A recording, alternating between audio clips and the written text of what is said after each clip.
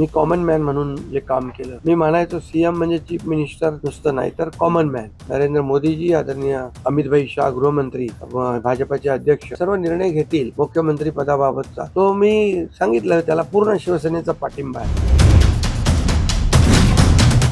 तब्येत आता बरी आहे आणि काल ट्रीटमेंट घेतली, आजही ट्रीटमेंट घेतली, त्यामुळे आता बरं आहे. महाराष्ट्राचं एकंदर राजकारण पेटलं असताना तुम्ही दरेगावमध्ये आलेला आहात आणि तुमच्यावरती प्रचंड टीका होतीये, तर त्या बाबतीत कसली टीका? की महाराष्ट्राची सत्ता स्थापना आहे, 23 तारखेला रिझल्ट लागलेले आहेत आणि मुख्यमंत्री मग काय सत्ता स्थापन करताना काय आहे, गावाला यायचं नाही असं काही नियम आहे? मी नेहमी गावी येतो आणि एवढं सगळं आता निवडणुका झाल्या, एवढे प्रचार झाले, दौरे झाले आणि निवडणूक देखील आम्ही महायुती प्रचंड मताधिक्याने जिंकलो आणि जनतेच्या मनातलं सरकार आता स्थापन होईल हे लोकांनी भरभरून प्रतिसाद दिला. गेल्या 2.5 वर्षामध्ये जे आम्ही काम केलं त्या 2.5 वर्षाची खऱ्या अर्थाने मी नेहमी सांगायचो भाषणामध्ये, पोचपावती जनता देईल. आणि 2.5 वर्षाच्या कामाची जे महाविकास आघाडीने कामं थांबवली होती, प्रकल्प थांबवले होते, ते आम्ही वेगाने गतिमानतेने पुढे नेले आणि त्याचबरोबर विकास आणि कल्याणकारी योजना यांची सांगड घातली. आज कल्याणकारी योजना जर आपण पाहिल्या, मुख्यमंत्री माझी लाडकी बहीण योजना आणि इतर ज्या काही योजना आहेत, म्हणजे मुलींचं शिक्षण असेल, वयोश्री योजना असेल, शेतकऱ्यांच्या योजना असतील, अशा योजना आतापर्यंतच्या इतिहासामध्ये किती वर्ष तुम्ही पत्रकारिता करताय, तुम्ही देखील एकदा त्याचा अभ्यास करा की आतापर्यंतच्या इतिहासात कधीही न झालेली कल्याणकारी योजनांचा निर्णय महायुतीच्या सरकारने अवघ्या 2.25 वर्षात घेतला. बरोबर, हा इतिहास आहे आणि या योजना महाराष्ट्राच्या इतिहासामध्ये सुवर्णाक्षराने लिहिल्या जातील. आणि मला विश्वास होता की आम्ही केलेला विकास, आमचा अजेंडा विकासाचा होता आणि आम्ही केलेल्या कल्याणकारी योजना, आम्ही म्हणायचो सर्वसामान्यांचं सरकार आहे, सर्वसामान्यांचं सरकार, गोरगरिबांचं सरकार. मी देखील एक शेतकरी कुटुंबातून आलो म्हणून मी गावी येतो, पण गावी मला आलं की एक वेगळा आनंद मिळतो, माझ्या लोकांमध्ये येतो, लोक भेटतात, माझी शेती आहे, शेतीकडे जातो आणि हा वेगळा एक आनंद मला या ठिकाणी समाधान मिळतं. म्हणून मी देखील एक गरीब परिवारातून, शेतकरी परिवारातून आलो म्हणून मला याची जाणीव आहे, गरिबीची जाणीव आहे, सर्वसामान्यांच्या परिवाराची जाणीव आहे. म्हणून आम्ही ज्या योजना केल्या त्या योजनांचा सर्वसामान्य लोकांना त्यांच्या जीवनामध्ये काही ना काही फायदा झाला आणि म्हणून आम्ही एक म्हणाल तर इकोसिस्टीम तयार केली. प्रत्येक परिवारातल्या माणसाला, मग त्याचा मुलीचा जन्म झाला, मुलगी असेल, लाडकी बहीण असेल, लाडका भाऊ असेल, युवा प्रशिक्षण स्टायपंड आणि शेतकऱ्यांच्या योजना, या सगळ्या म्हणजे लाडकी बहीण, लाडका भाऊ, लाडका शेतकरी, लाडका ज्येष्ठ, हे सगळे आमचे जे आहेत, ह्या सगळ्या साठी आम्ही केल्यानंतर लोकही म्हणायला लागले आपलं सरकार लाडकं सरकार. आणि मला विश्वास होता की या निवडणुकीमध्ये प्रचंड यश मिळेल. आम्ही ज्या योजना केल्या त्याचं प्रतिबिंब या निवडणुकीमध्ये पाहायला मिळालं आणि तसंच्या तसं आतापर्यंतच्या इतिहासामध्ये एवढ्या मेजॉरिटीने महायुतीला जे यश मिळाले ते कधीच मिळालं नव्हतं. मोठ्या प्रमाणात अशी मागणी आहे की तुम्ही मुख्यमंत्री व्हावं, अशा प्रकारची खूप मागणी आहे. नेमकं काय ठरलंय याची ही उत्सुकता नाही, यामध्ये बघा साहजिक आहे, जनतेच्या मनामध्ये मी जे काम केलं, मुख्यमंत्री, जनतेचा मुख्यमंत्री, मी कॉमन मॅन म्हणून जे काम केलं, मी म्हणायचो सीएम म्हणजे चीफ मिनिस्टर नुसतं नाही तर कॉमन मॅन.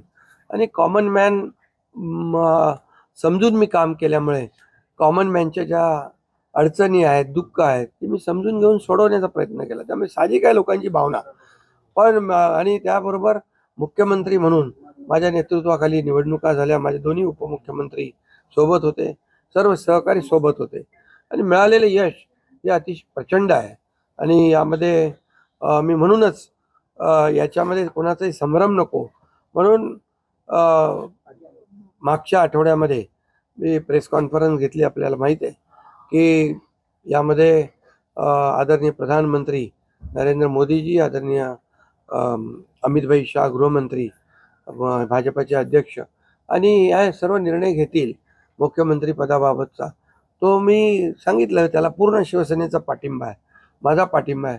त्यामुळे आता कुठं काही असं किंतु परंतु कोणाच्याही मनामध्ये नसावा. शेवटी मी मनमोकळेपणाने काम करणारा कार्यकर्ता आहे आणि म्हणून माझा निर्णय मी घेतलाय. तर तुमच्या गटाला गृहमंत्रीपद पाहिजे, विधान परिषदेचं सभापती पद पाहिजे म्हणून एकनाथ शिंदेचे प्रेशर पॉलिटिक्स आहे असं बोललं जात आहे. गृहखातं आपल्याला पाहिजे. नाही, हे पहा, याच्या बाबतीत चर्चा होईल आता. बरं.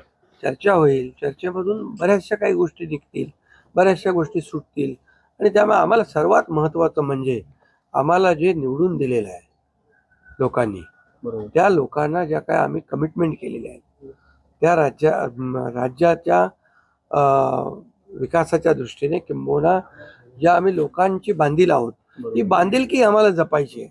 सगळ्यात महत्त्वाचं मला काय मिळालं, कुणाला काय मिळालं यापेक्षा जनतेला काय मिळणार आहे.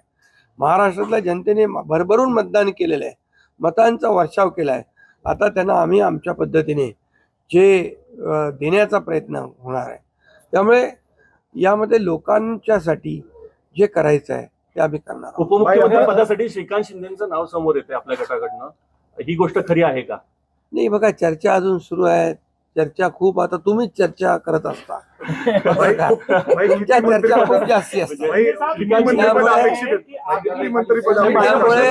त्यामुळे तुम्हाला एकच सांगतो, माझ्या प्रश्नाचं उत्तर राहिले. तुम्हाला एकच सांगतो, या सर्व चर्चा आहेत. आता एक बैठक आमची अमित भाईंच्या बरोबर झालेली आहे, दुसरी एक बैठक आमची होईल तिघांची आणि त्या बैठकीमध्ये खूप साधक बाधक चर्चा होईल आणि त्यामधून योग्य तो निर्णय या महाराष्ट्राच्या हिताचा. बघा, आमच्यामध्ये तुम्हाला मी सांगतो, या जनतेने आम्हाला भरभरून दिलेलं आहे. जनतेला असं वाटता कामा नये की आम्ही सत्ता दिली, सरकार म्हणजे एवढी मेजॉरिटी दिली, आता चांगलं सरकार स्थापन व्हावं, जी अपेक्षा जनतेची आहे ती आम्ही पूर्ण करणार आणि आम्हाला जनतेबरोबर आम्ही उत्तरदायित्व आहोत. त्यामुळे लोक काय बोलतात, विरोधक काय, आता विरोधकांना काय काम राहिलंय का, काय राहिलंय बाकी? सध्या ईव्हीएम वरती चाललंय त्यांचं. आता ते काय, आता ईव्हीएम म्हणजे आता याच्यामध्ये मी एकच तुम्हाला सांगतो की आमच्यामध्ये कुठलाही काही समन्वयाचा अभाव नाही. समन्वयाने काम सुरू. मी तर माझी जाहीर भूमिका परत मला मांडण्याची गरज नाही. मी तर बुधवारी जो प्रेस कॉन्फरन्स घेतली त्यात सगळी भूमिका स्पष्ट मांडलेली आहे आणि लोकांना आता काय, विरोधकांना काम नाही, विरोधी पक्षनेताही होता येत नाही, एवढी देखील संख्याबळ नाही, एवढं भरभरून प्रेम लोकांनी दिलंय.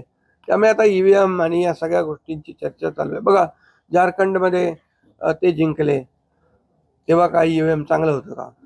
आणि त्याचबरोबर लोकसभेमध्ये ते जिंकले तेव्हा काही ईव्हीएम चांगलं होतं. आत्ता पण लोकसभेचा एक त्यांचा माणूस जिंकलाय या सर्व निवडणुकीत, पोटनिवडणुकीमध्ये. त्यामुळे कर्नाटकमध्ये, तेलंगणामध्ये असेल, झारखंडमध्ये असेल, यामध्ये विरोधी पक्षाला देखील यश मिळाले. त्यामुळे ही लाडक्या बहिणींनी एक आणि सर्वांनीच लाडक्या बहिणींचा मोठा सहभाग याच्यामध्ये, या विजयामध्ये आहे आणि लाडक्या भावांना त्यांनी भरभरून प्रेम दिले. लाडक्या भावांनी आम्हाला प्रेम दिले, लाडक्या शेतकऱ्यांनी दिले. सर्वांनी, या सर्वांच्या एकजुटीच्या प्रेमामुळे, आशीर्वादामुळे हे सरकार एवढ्या मोठ्या प्रमाणात मेजॉरिटी.